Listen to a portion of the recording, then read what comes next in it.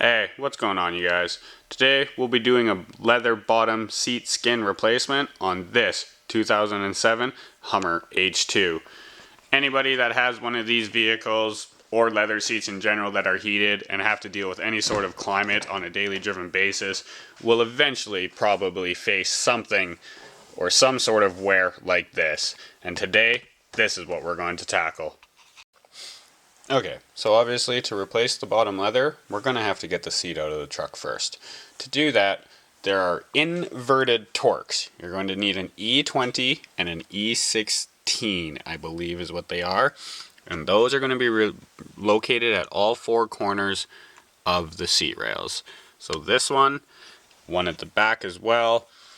The two on the passenger side are going to be located underneath plastic kind of covers. We're going to need a socket wrench, a swivel, a small extension, an E20 Torx, and an E16 Torx. Also, a small pick. That's just to get the trim panels off and undo the power connectors that you will find underneath the seat. But we will do that last since we actually have to continually move the seat back and forth to gain access. So, the first E Torx that we must remove are going to be up front.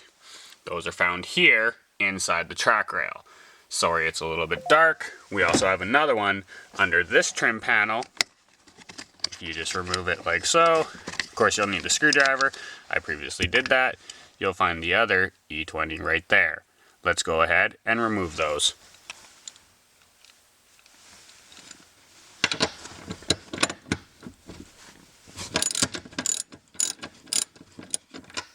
So, after the passenger side bolt is removed, and you want to move over to the driver's side, just a quick note, I find it easy to actually remove the 3 Phillips screws on this plastic side piece, and actually just pull it back and latch it up here, right here, in order to gain nice straight access to the E20 Torx that resides in the track rail. So once the seat's slid all the way up, you'll notice that you have an E16 Torx in that track. And underneath this trim panel, just simply remove the trim panel, you'll find the other E16 Torx. Now, in the back, you're going to have the added step. I'm going to have 2 added steps on my particular vehicle. You're going to remove this retaining clip for the power connector and separate the power connector. My particular vehicle has the ground fix, which is very common in these vehicles. I could actually do a video on that if you guys would like. I'm going to have to cut and re-splice, reheat shrink that together, but that won't be for all of you. Just simply remove the retainer clip, separate the harness, and the seat is ready to be removed. So, we got the seat out. Now, we have to start dismantling it. So, we'll go through that shortly.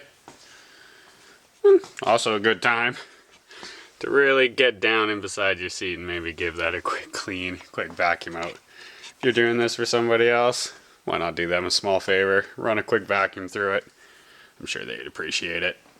So, let's get to this. So the first thing I found simplest to do was to remove this plastic panel. I already removed the 3 Phillips on the outside face of it while it was still in the truck to gain access to the rail bolt. There is, however, one more Phillips that will be behind here.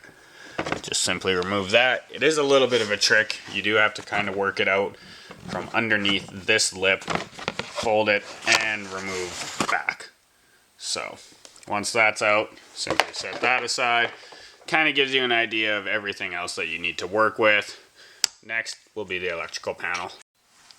Once you have the 4 T15 Torx removed, simply grab the panel at the back, kind of work it out of its area here, and kind of assist it. It might be a little bit jammy, and out she comes. Now, there are 2 connectors, one there, one there. They actually give you quite a bit of slack to work with both of these connectors. The one on the front of the seat is quite a bit easier to get to. It's just a thumb press connector. You kind of got to press hard, wiggle it out, and she'll come out. This one, once you have the front one unclipped, simply get a little screwdriver, lift, and slide towards the seat. Usually they don't give you too much trouble at all. There you go.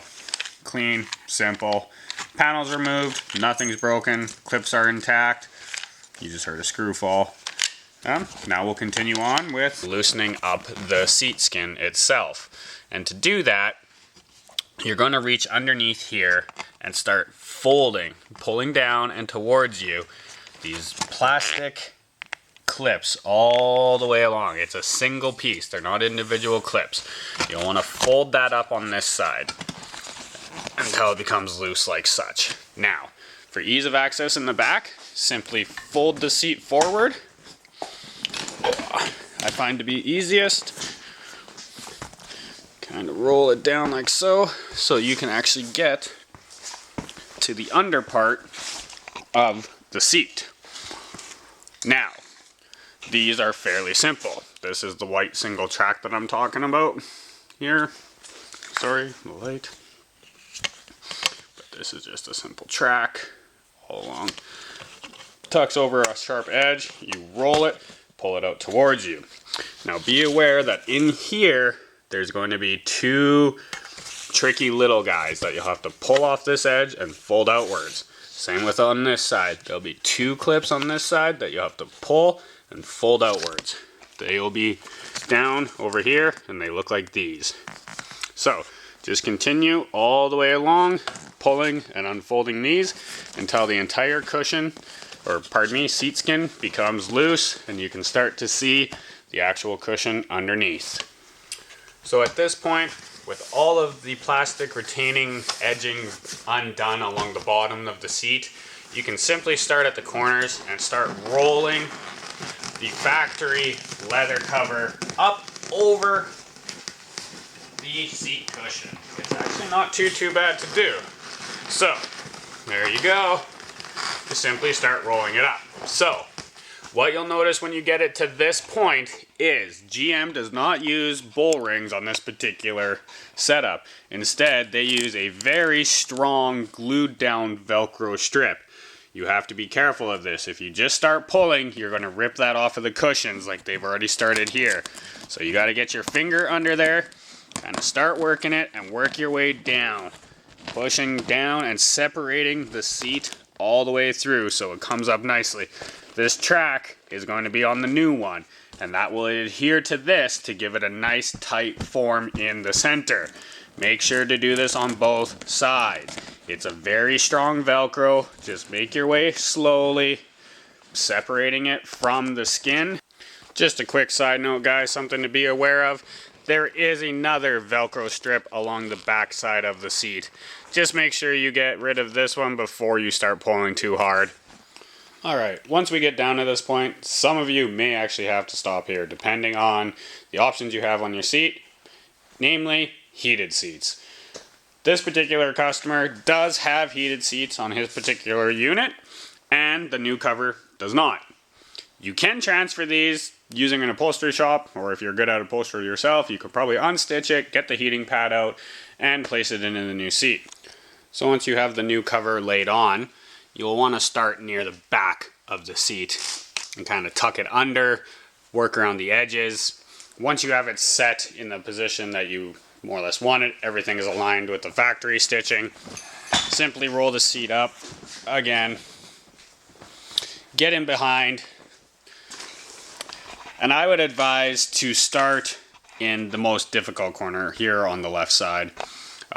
You want to get as much material over as possible so that you can get these clips through the frame rail through here, which is very difficult to see, but it's all up in here. You may need a small screwdriver and another piece before you get these latched. I would recommend latching these first, going to this side and latching those ones, and then work at the back cover and latch this.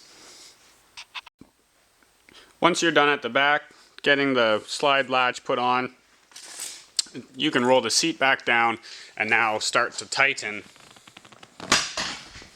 everything at the front. So, kind of be aware to start making your way with it rolled. Start applying pressure along the Velcro, making sure that your corners are nice and covered around the seat belt and around the entry edge. And just kind of work your way all the way to the front latching it underneath so you get a nice smooth finish, like so. Time to put the seat back in.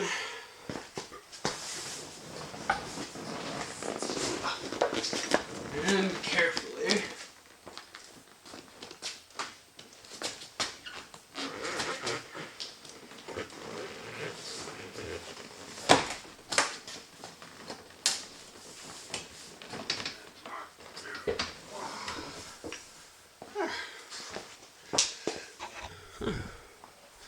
Something kinda just like that.